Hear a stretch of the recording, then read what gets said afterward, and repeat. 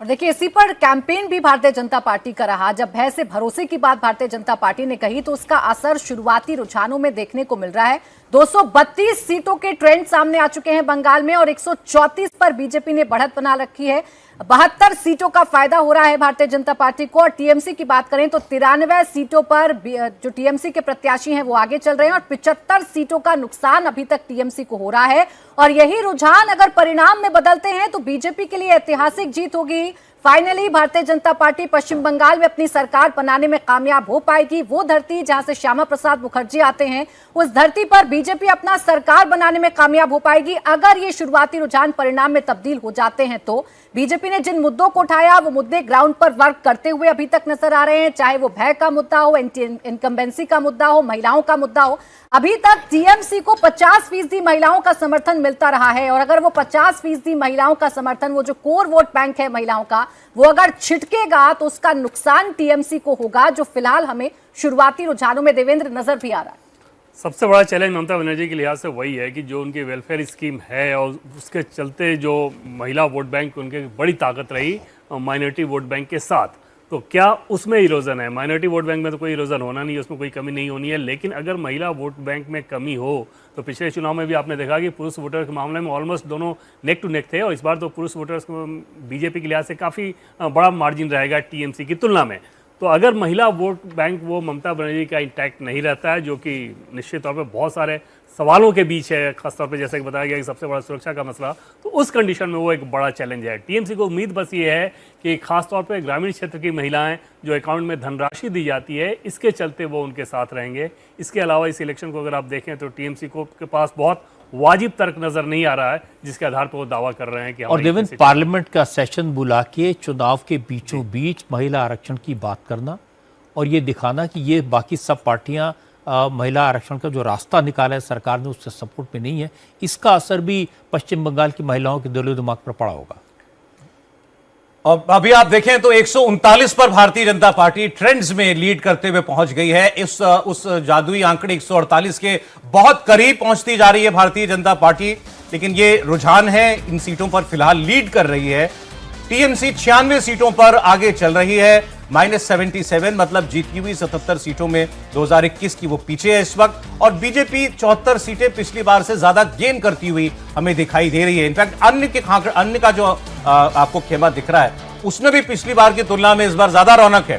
पिछली बार केवल 2 और विधायक चुन करके आए थे टीएमसी और बीजेपी के अलावा। इस बार अभी तक आपको रुझानों में 5 अन्य जो हैं वो अपनी सीट पर लीड करते हुए दिखाई दे रहे हैं। तो बंगाल की लड़ाई बड़ी इंटरेस्टिंग मोड़ पर है। फिलहाल बीजेपी 140 पर है लीड्स में, 148 के मैजिक नंबर के बहुत करीब, और टीएमसी पीछे है, 100 के नीचे चल रही है इस वक्त, 96 पर इस वक्त वो आगे चल रही है। रूही तिवारी हमारे साथ अब स्टूडियो में आ चुकी हैं, सीनियर जर्नलिस्ट हैं। रूही, बहुत स्वागत है आपका। बंगाल जाकर के जमीन पर मूड देखा है, उन्होंने कवर किया है बंगाल इलेक्शन को, और आप जब आई थी कुछ रोज पहले तो आपने कहा था कि परिवर्तन की बात सुनने को मिलती थी और तमाम बातें, भय का माहौल कितना है उसको भी आपने देखा। आपकी असेसमेंट के अनुरूप जा रहा है अभी तक? जी, जैसे मैंने कहा था परिवर्तन की बात लोग बहुत कर रहे थे। परिवर्तन जैसे वहां पे कहते हैं, एंटी इनकम्बेंसी मूड काफी स्ट्रांग है बंगाल में और उसका नेचुरल एडवांटेज बीजेपी को है। लोग परेशान थे भ्रष्टाचार से जो ग्रास रूट लेवल पे है, लोग परेशान थे टीएमसी काडर की जो एक लेवल की गुंडागर्दी है, जो लेफ्ट की देन है, मैं मानती हूँ इस तरह की काडर वायलेंस। लोग परेशान थे कि कोई डेवलपमेंट नहीं है, कोई विकास नहीं है, नौकरी नहीं है।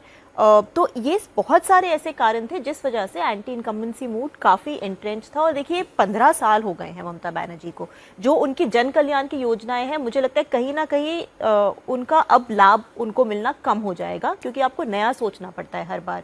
वोटर स्टैग्नेंट नहीं होता, वोटर हमेशा इवॉल्व करता है। तो कहीं ना कहीं उन योजनाओं का भी उनको जितना फायदा पहले हुआ था पहले चुनाव में, उससे कम होने लगा। आपको लगता है ये ट्रेंड सस्टेन करेगा? अब देखिए बहुत अर्ली ट्रेंड्स है और पिछली बार कई बार ऐसा हो चुका है कि अर्ली ट्रेंड्स बाद में जाके समझ में आता है कि बदल जाते हैं, तो हम टीवी पे उल्टा सीधा बोल देते हैं। लेकिन मूड जो ग्राउंड पे था वो चेंज का था। एडवांटेज टीएमसी का है डेमोग्राफिक्स। लेकिन एक चीज स्वरूप दिखाई दे रही है, जो भी ट्रेंड्स हैं, ये बात साफ है कि जो मुस्लिम वोट बैंक है वो ममता बनर्जी के साथ अभी भी पूरी तरह है, इंटैक्ट है।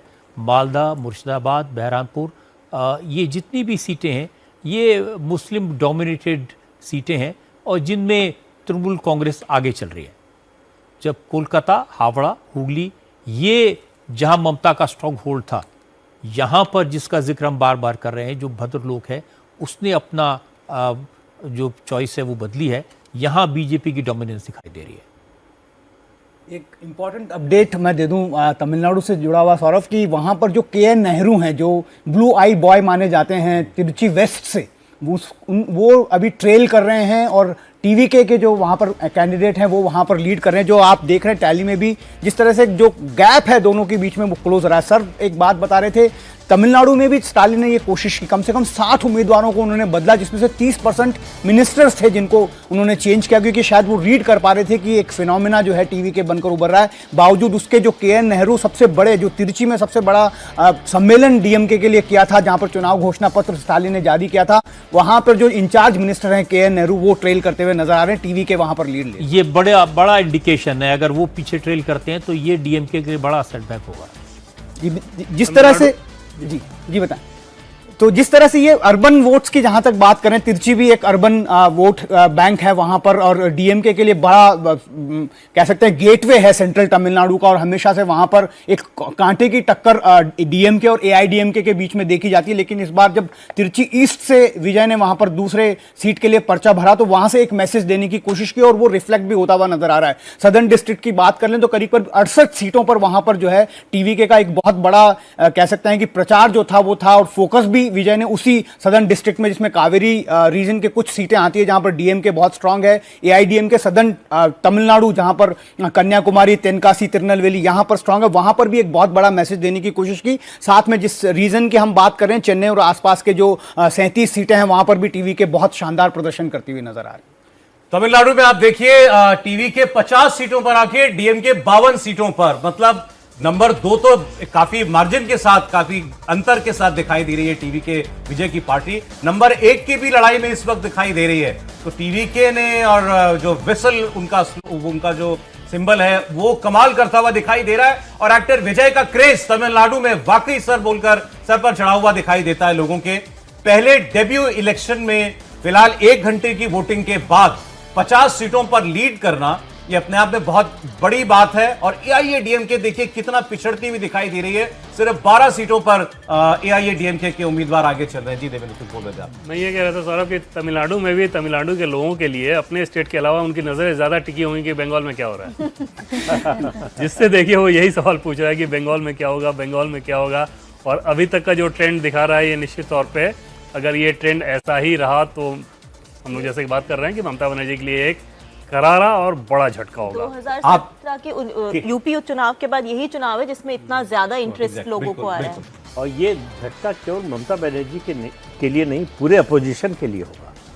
अपोजिशन कैंप में आप देखिए तो 3-4 नेता हैं जिनके बारे में आप कह सकते हैं, राहुल गांधी सबसे बड़ी पार्टी के नेता हैं, ममता बनर्जी, एमके स्टालिन और अखिलेश यादव। इनमें से अगर ममता बनर्जी का किला ढह जाता है, जो सबसे बड़ी फाइटर मानी जाती है, इनमें से कुछ लोग तो जो है वो पार्ट टाइम पॉलिटिशियन है, तो उनके बस का तो नहीं है विपक्ष को खड़ा करना। लेकिन यहाँ अगर हारती हैं तो सबसे ज्यादा चिंता समाजवादी पार्टी को होनी चाहिए, जहाँ अगले साल चुनाव होने हैं। ज्यादा खुशी कांग्रेस को होनी चाहिए। खुशी कांग्रेस को होनी चाहिए, कम से कम बंगाल में फिर कांग्रेस पार्टी अपने लिए रास्ता आगे देख सकती है। जब तक टीएमसी वहां पे खत्म नहीं होगी, कांग्रेस पार्टी कुछ नहीं कर सकती है। और शायद यही वजह है कि राहुल गांधी जब वहां पर गए तो ममता बनर्जी पर्सनली भी बहुत तीखा हमला किया था। सिर्फ एक इलेक्शन नहीं है बंगाल का, अगर वाकई ये ट्रेंड कंटिन्यू हो जाए, बीजेपी जीत जाए बंगाल, कितना लैंडमार्क इंसिडेंट होगा। 4 लोगों के नाम प्रदीप जी ने लिए। ममता बनर्जी का हारना वाकई में पूरी ऑपोजिशन के लिए बहुत बड़ा सेटबैक है, और नरेंद्र मोदी के लिए बहुत बड़ी बात है। उनकी लोकप्रियता का ये एक लेवल अलग ही चला जाएगा। और दूसरा सरप्राइज तमिलनाडु से मिल सकता है। जो ट्रेंड दिखाई दे रहे हैं, अगर ये ट्रेंड कायम रहे तो फिर स्टालिन का किला ढहना भी निश्चित है। स्टालिन फिर सरकार नहीं बना पाएंगे। सर एक बहुत बड़ा अपडेट मैं दे दूं, ट्रिप्लिकेन चेपाक जो उदयनिधि स्टालिन की कॉन्स्टिट्यूएंसी है, वहां से टीवी के लीड करिए। फर्स्ट राउंड में टीवीके को वहां पर 800 वोट चेंज का लीड मिला। सेल्वम वहां पर एक कैंडिडेट हैं जिनके बारे में कोई नहीं जानता है, वो वहां पर लीड कर रहे हैं। तो आप देखिए किस तरह से स्टालिन के बेटे उदयनिधि स्टालिन ट्रेल कर रहे हैं। बहुत बड़ी बात है, बहुत बड़ी। ये जो ट्रेंड दिखाई दे रहा है टीवीके का, टीवीके अपने दम पर शायद सरकार न बना पाए, लेकिन टीवी के डीएमके की सरकार नहीं बनने देगी, ये तय है। जी बिल्कुल, ये बिल्कुल साफ नजर आ रहा है, क्योंकि जिस तरह से 2-3 बड़े नाम, जिसमें के.एन. नेहरू जिसका हमने जिक्र किया था तिर्चीवेस से, अब ट्रेपाक चिपलिकेन में उदयनिधि स्टालिन, और जो सईदापेट है वहां पर मा सुब्रमण्यम, वो भी एक बड़े मिनिस्टर हैं, कद्दावर नेता हैं डीएमके के। काटपाड़ी में दुरई मुरुगन जो बड़े नेता हैं डीएमके के, वो सब भी ट्रेल करते हुए नजर आ रहे हैं, और वहां पर जो लीड है वो टीवीके को मिलती हुई दिख रही है। एक बहुत बड़ा चेंज वहां पर देखने इसका को मतलब है कि एंटी इनकम्बेंसी है, लोगों की नाराजगी है स्टालिन से, उनको एक विकल्प मिल गया विजय के रूप में और उसको उन्होंने चुना है। बस एक राहत एआईडीएमके के लिए यह है कि एड़ापाड़ी सीट से जो है पलनीस्वामी वो आगे चल रहे हैं। बस एक राहत की खबर एआईडीएमके। ये बड़ी खबर एक बार फिर बता दें आपको, तमिलनाडु में एक बड़े उलटफेर की खबर आ रही है। चीफ मिनिस्टर स्टालिन के बेटे उदयनिधि वो अपनी सीट से पीछे चल रहे हैं और उनको पछाड़ा हुआ है फिलहाल टीवीके के कैंडिडेट ने। और अब देखिए कोलातुर से खुद स्टालिन जो है वो भी पीछे हो गए। कोलातुर से चुनाव लड़ रहे हैं जी बाबू, वहां पर जो फॉर्मर डीएमके के एमएलए हैं उन्होंने पाला बदला था। 2016 का चुनाव उन्होंने डीएमके की सीट पर जीता था और उसके बाद वो टीवीके में शामिल हुए बहुत ही रिसेंटली 2026 अप्रैल में, माफ कीजिए, तब उसके बाद उनको कोलातुर से सीट दी गई थी। एक चौथी बार वो हैट्रिक ऑलरेडी लगा चुके हैं स्टालिन, और चौथी बार उनको कोलातुर से इस बार चुनाव वो लड़ रहे हैं। उन्होंने ये बताया था कि जो रिकॉर्ड तोड़ मार्जिन से वो लड़ेंगे। हालांकि फिर मैं कहूंगा कि कोलातुर में खुद गया था, वहां पर ग्राउंड पर देखा था कि जो सेंटिमेंट है वो इतना अगेंस्ट स्टालिन के नजर नहीं आ रहा है, लेकिन अगर एक फिनोमिना क्रिएट किया है टीवीके ने तो वो वहां पर दिखाई देगा। लेकिन लगता है कि ये अर्ली ट्रेंड से एक बार स्टालिन इसमें कंसोलिडेट करते हुए नजर आए। लेकिन सौरभ, तमिलनाडु के बारे में एक चीज पर ध्यान देना चाहिए कि अमित शाह की जो स्ट्रेटजी थी, बीजेपी वहां बहुत आगे बढ़ जाए, बहुत ज्यादा सीटें मिल जाएं, वो उस पर ध्यान नहीं दिया। उन्होंने अपने सबसे लोकप्रिय प्रदेश अध्यक्ष को हटा दिया। लक्ष्य था डीएमके को हराना। डीएमके सत्ता में नहीं आनी चाहिए, कोई भी आ जाए। उन्होंने एआईडीएमके के साथ अलायंस किया, अपने नेता, लोकप्रिय नेता को अध्यक्ष पद से हटा दिया। सीटों के मामले में डीएमके, स्टालिन जो है एक नैरेटिव बना रहे थे कि ये दिल्ली के इशारे पे चलने वाली पार्टी है, यहाँ अमित शाह की चलेगी अगर एआईडीएमके जीतेगी। तो उसके लिए बीजेपी ने अपने कदम पीछे खींचे कि ये इंप्रेशन न बनने पाए कि एआईडीएमके जो है वो बीजेपी के कंट्रोल में है। उसके लिए सीटें भी कम ली, कम सीटों पर समझौता कर लिया, अन्नामलाई को चुनाव से हटा ही दिया एक तरह से। और सारा उनकी स्ट्रेटजी का लक्ष्य एक ही था कि डीएमके सत्ता में नहीं आनी चाहिए। उसके कई कारण थे। एक, उनको लग रहा था कि ये देश की एकता अखंडता के लिए खतरा है। नॉर्थ साउथ डिवाइड, भाषा का डिवाइड, हर मुद्दे पर केंद्र के विरोध में खड़े होना, ये धमकी देना कि अगर हमारे खिलाफ कुछ हुआ तो हम 50s के दौर में लौट जाएंगे, जब उन्होंने अलग इलम की मांग की थी डीएमके ने। तो इसलिए जो है, भले ही कोई कौन जीतता है, टीवीके जीत जाती है, एआईडीएमके का गठबंधन जीतता है, डीएमके को नहीं जीतना है, ये लक्ष्य लेकर जो अमित शाह चले थे वो पूरा होता हुआ दिखाई दे रहा है। और प्रदीप जी, ये अमित शाह के लिए, बीजेपी के लिए एक सेंटिमेंट भी, जिस तरह से सनातन के खिलाफ बात की उदयनिधि ने, उनकी पार्टी के बाकी लोगों ने, ये मलेरिया है, डेंगू है, इसको साफ कर देंगे, ये सेंटिमेंट भी जरूर हर्ट हुआ होगा और इसका रिएक्शन दिखाई दिया। और विजय खुद 2 सीटों से चुनाव लड़ रहे हैं, दोनों सीटों पर वो इस वक्त लीड कर रहे हैं। और अगर आप देखें नंबर्स में तो इस वक्त रुझानों में सबसे ज्यादा सीटों पर विजय की पार्टी आगे चल रही है। वो अब डीएमके से भी ज्यादा सीटों पर लीड कर रहे हैं, 52 सीटों पर विजय लीड करते हुए नई कहानी लिखी जा रही है। बिल्कुल, ये विजय की अपनी पॉपुलैरिटी है। और जो 2 साल पहले उन्होंने अपनी जब पार्टी बनाई और फैंस क्लब के 20,000 उनके फैंस क्लब थे, और वो मेनली डीएम के असर वाले इलाकों में थे, चाहे चेन्नई नॉर्थ का इलाका हो या डेल्टा का इलाका हो या नीचे मदुरई तक, उनके जो फैन क्लब्स थे 20,000, उन्होंने काम किया उनके लिए। और एक ये फिनोमिनन का चुनाव है, ये लहर का चुनाव होगा। देखिए, अब सबसे ज्यादा जो कही रजत जी ने कि एक सनातन वाला मामला, और दूसरा जो सबसे ज्यादा नजर रखने की जरूरत थी, हम लोग जिस पर देख रहे थे तमिलनाडु में, कि परिसीमन का कार्ड कितना चलता है, जिसको उन्होंने बहुत बड़ा इशू बनाया था जब ये स्पेशल सेशन हुआ और तमिलनाडु में स्टालिन ने काले कपड़े पहन करके और उस बिल की कॉपी चलाई। तो ये एक तरह का अपमान था, पार्लियामेंट में जो बिल पेश हो रहा है आप उसको आग लगा रहे थे, काले कपड़े पहन करके जो विरोध किया। ये लग रहा था कि बीजेपी परिसीमन का जो पुश कर रही है वो ऐसा ना हो कि उससे एडवांटेज स्टालिन हो। वहां उन्होंने बनाना भी चाहा कि हम समूचे तमिल क्या समूचे साउथ के नेता हम हैं, और ऐसा लग रहा है कि तमिलनाडु के नेता लोगों ने उनको तमिलनाडु का ही नेता नहीं माना। इस परिसीमन की बात को तमिलनाडु में ही एक्सेप्ट नहीं किया लोगों ने। कि परिसीमन करके और तमिलनाडु पर कब्जा करने की जो कोशिश की जा रही है, ये उनका एजेंडा नहीं चला, सनातन का एजेंडा नहीं चला। और इसमें ये हम लोग ये नहीं कह सकते हैं कि विजय के पास कोई बहुत बड़ा आइडियोलॉजिकल स्टैंड था और वो द्रविडियन पॉलिटिक्स को रिप्रेजेंट कर रहे थे या कोई कास्ट कॉम्बिनेशन को रिप्रेजेंट कर रहे थे, ये सब नहीं था। उनके साथ एक एडवांटेज उनकी पॉपुलैरिटी है और उन्होंने जो कहा कि ये इविल फोर्स है, इस इविल फोर्स को हराना है, ये उनकी अपील काम कर गई है और उनके प्रशंसक उनके पीछे खड़े हो गए। अब तो वो जिस तेजी से आगे निकल रहे हैं, ऐसा ना हो कि यहाँ वो वाली भविष्यवाणी साबित हो जाए, वो एग्जिट पोल जो किसी एक आदमी ने की है। लेकिन ये नई परिघटना होगी भारतीय राजनीति के इतिहास में, ये संभव है। देखिए पहले भी ऐसा हुआ है कि पार्टी पहली बार चुनाव लड़ी पार्टी और जीत गई। जनता पार्टी को याद कीजिए आप, एजीपी को याद कीजिए आप, आम आदमी पार्टी को याद कीजिए, जनता दल को याद कीजिए, असम गण परिषद, असम गण परिषद, हाँ, वही एजीपी, मैंने कहा एनटी रामा राव को याद कीजिए, टीडीपी। ये इन सब में कोई ना कोई इमोशनल इशू साथ में रहा है, चाहे भ्रष्टाचार का मामला रहा हो, चाहे फिर जो है तेलुगु बिड्डा और तेलुगु स्वाभिमान का मामला रहा हो। ये पहला चुनाव होगा जिसमें अगर टीवीके को जीत मिलती है या जीत के करीब पहुंचते हैं, कोई इमोशनल मुद्दा नहीं था।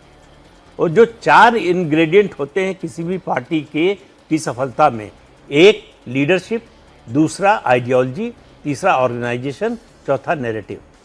तो ऑर्गेनाइजेशन और आइडियोलॉजी ये दोनों नहीं है विजय के पास।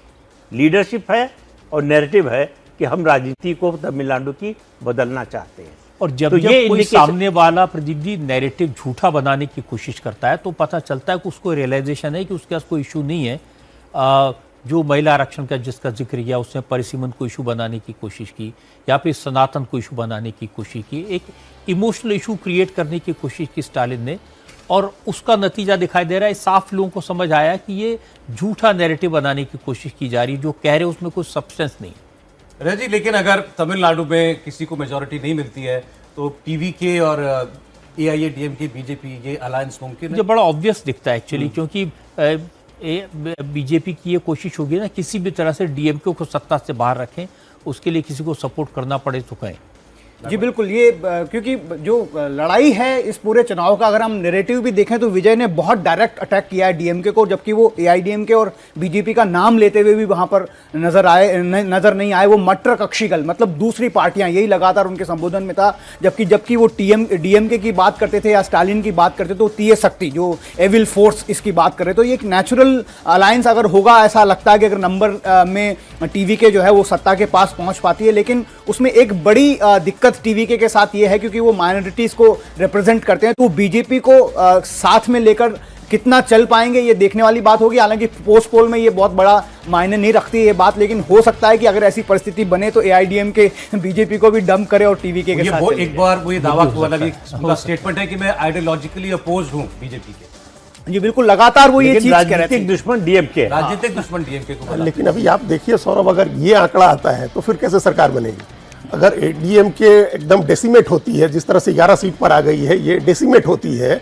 अभी शुरुआती रुझानों की ही बात करें, हम लोग के पास तो यही रेफरेंस पॉइंट बाइपोलर हो जाएगा टीवीके और डीएमके के बीच। किसी को बहुमत मिलता तो नहीं दिख रहा है अभी टीवीके और एनडीए के बीच। नहीं, एनडीए तो खत्म हो रही है, एनडीए तो डेसिमेट हो रही है। अगर इतना ही एनडीए का मेट हो जाती है डीएमके, एआईडीएमके 11 पर, एआईडीएमके जब डेसिमेट हो रही है, अगर 10-11 सीट या सिंगल डिजिट बड़ी खबर देख लीजिए, बंगाल पर भी नजर रखिए। जो बहुमत का आंकड़ा है उसे टच कर लिया है भारतीय जनता पार्टी ने। 150 सीटों पर बीजेपी ने बढ़त बना ली है। 148 से आगे निकल गई है भारतीय जनता पार्टी और 76 सीटों का फायदा बीजेपी को हो रहा है, जबकि अपनी जीती हुई सीटों में से टीएमसी की बात करें तो 79 सीटों का नुकसान टीएमसी को हो रहा है। 117 पर टीएमसी आगे है, तो ये बहुत बड़ी खबर है। शुरुआती रुझान ही सही, लेकिन शुरुआती रुझान में बीजेपी ने बड़ी अच्छी बढ़त बना रखी है और रुझानों में बीजेपी बहुमत के आंकड़े को छू गई है। 150 पार पहुंच गई है। 151 सीटों पर बीजेपी के जो कैंडिडेट्स हैं वो आगे चल रहे हैं। 273 सीटों के रुझान अभी तक सामने आए हैं और 273 सीटों के रुझानों में ही बीजेपी ने बहुमत का आंकड़ा छू लिया है।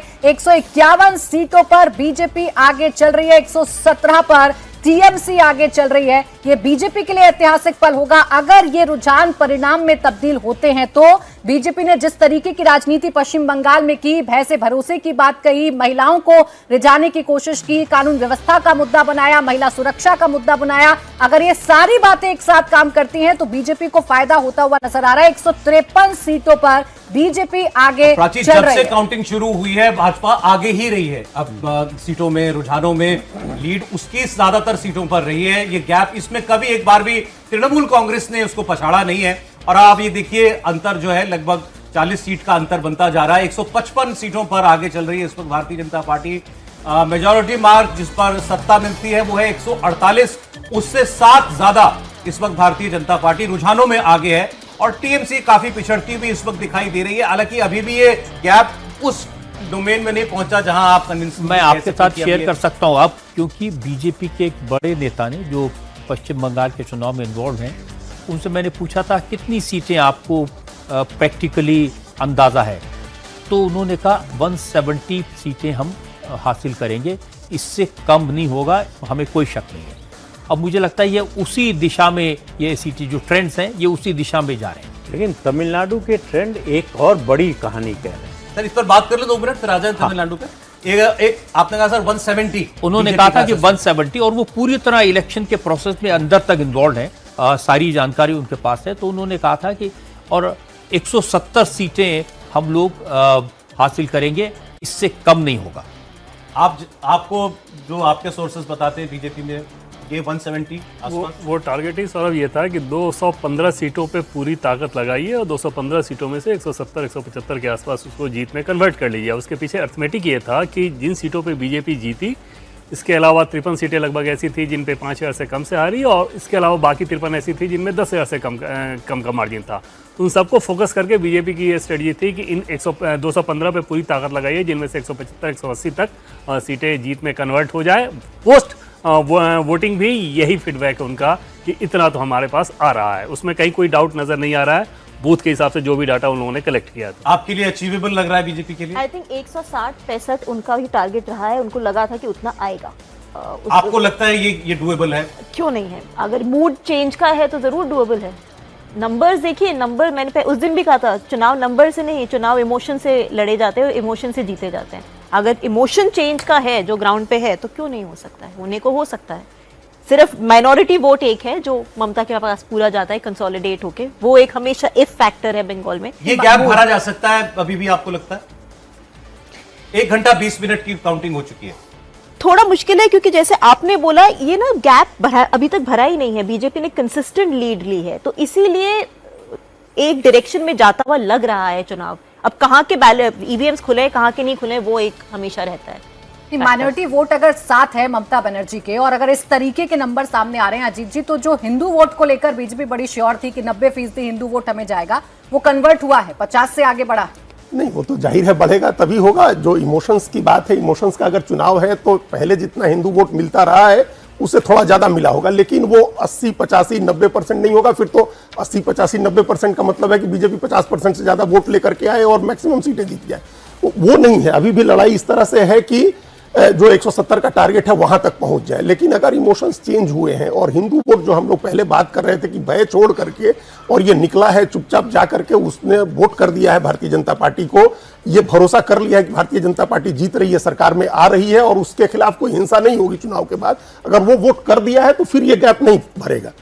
इमोशन पहले भी था, लेकिन उस इमोशन को भय ने रोका हुआ था। जी, अब चूंकि वो भय हट गया तो इमोशन खुल करके ब्लॉसम हो रहा है, पूरी तरह से वो रिफ्लेक्ट कर रहा है। और मुझे लगता है कि जिस तरह से ट्रेंड जा रहा है, तो जो बीजेपी का अंदाजा था 165-170 सीटें, उस तक पहुंचने में अब कोई मुश्किल नहीं होगी। रजत जी, दिलीप घोष जो अध्यक्ष भी रहे भाजपा के बंगाल में, उनसे उन्होंने इंटरव्यू दिया था इंडिया टीवी को, और उन्होंने बड़ा साफ साफ अपनी कैलकुलेशन बताई थी कि हमें 10% हिंदू वोट बढ़ाना है। अभी हमको 52-53% हिंदू वोट मिलता है, हमें इसको 65 के आसपास लेके जाना है। वो हमने अगर कर लिया तो फिर हम 170-175 सीट लाएंगे। मतलब ओवरऑल स्टेट में 45% वोट तब हमारा हो जाएगा, जो कि एक सेफ वोट माना जा सकता है। तो वो 10% हिंदू वोट बढ़ाना, लगता है बीजेपी ने उस दिशा में अच्छा काम किया। बीजेपी ने पिछले चुनाव के बाद से ही उस पर काम करना शुरू कर दिया। आपको याद होगा, प्रशांत किशोर ने चुनाव के बाद एक बात कही थी कि जिस दिन बीजेपी 70% हिंदू वोट लेने की स्थिति में होगी बंगाल में, उस दिन उसकी सरकार बन जाएगी। उसके बिना ये संभव नहीं है। तो जो डेमोग्राफी है वहाँ की, उसके हिसाब से सही बात है। और बीजेपी को कोई ये उम्मीद तो किसी नेता को नहीं रही होगी कि कुछ मुसलमान हमको मिल जाएंगे। तो मुस्लिम वोट डिवाइड नहीं होगा और हिंदू वोट को इकट्ठा करना है। ये बीजेपी के लिए एकमात्र लक्ष्य था कि कैसे ज्यादा से ज्यादा सर, तमिलनाडु बार बार ध्यान खींच रहा है। तमिलनाडु से लगातार बड़ी खबर सामने आ रही है। तमिलनाडु में गेम जो है वो पूरी तरीके से पलट गया है। कैसे पलट गया है? टीवीके ने पलटा है। यहाँ पर AIADMK आगे हुई है। 58 सीटों पर आगे हो गई है। ये बड़ा उलटफेर हुआ है। AIADMK अचानक से आगे हो गई है और 58 सीटों पर एनडीए ने बढ़त बना ली है। अभी तक टीवीके और डीएमके की टैली बढ़ रही थी, लेकिन अचानक से AIADMK ने बढ़त बना ली। खबर है कि तमिलनाडु में स्टालिन पीछे चल रहे हैं, ये बहुत बड़ी बात